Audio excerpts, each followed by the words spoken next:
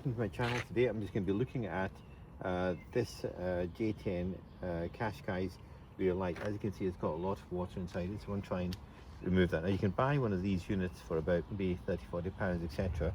But we're going to look for damage on the outside.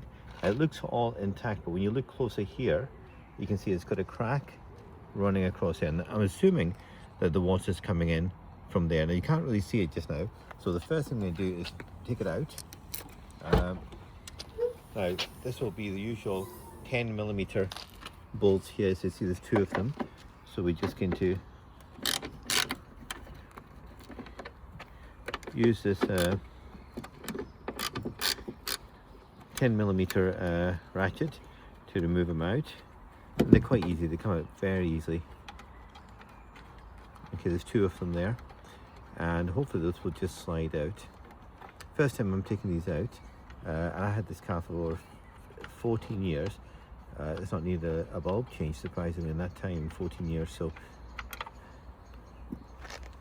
two identical ones, and this should just shuffle out. There should be a way just to ease this out. Often you can feel which way it's going to go, but I think it will go backwards and out at the same time.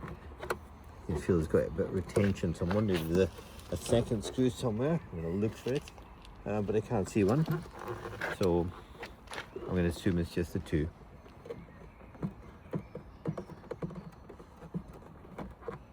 It's quite...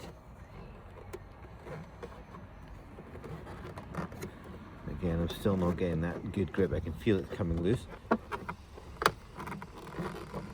I said, this has been here 14 years.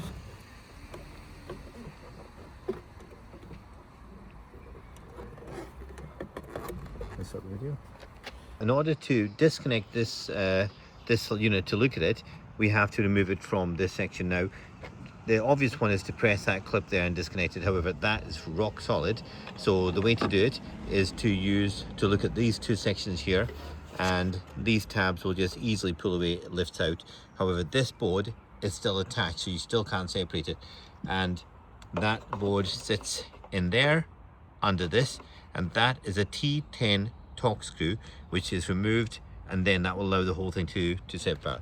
Now when we're looking for the water, you can see the water is sitting in there, and what I've done is I could see it dropping out, not from the crack up here, but from this section here. So what I'm going to do is clean that area up and dry it out, and then put a little sealant across here which will seal that section. Now at the same time, since I'm here, I'm going to give this area a really good clean up, and I'm just going to put a tiny little dab of grease on here, so if I do need to go back in, it's not going to be such a big fight to get these things out, because there's two clips there. As you can see, there's nothing else retaining it, so you can't move it sideways. It has to literally come out backwards.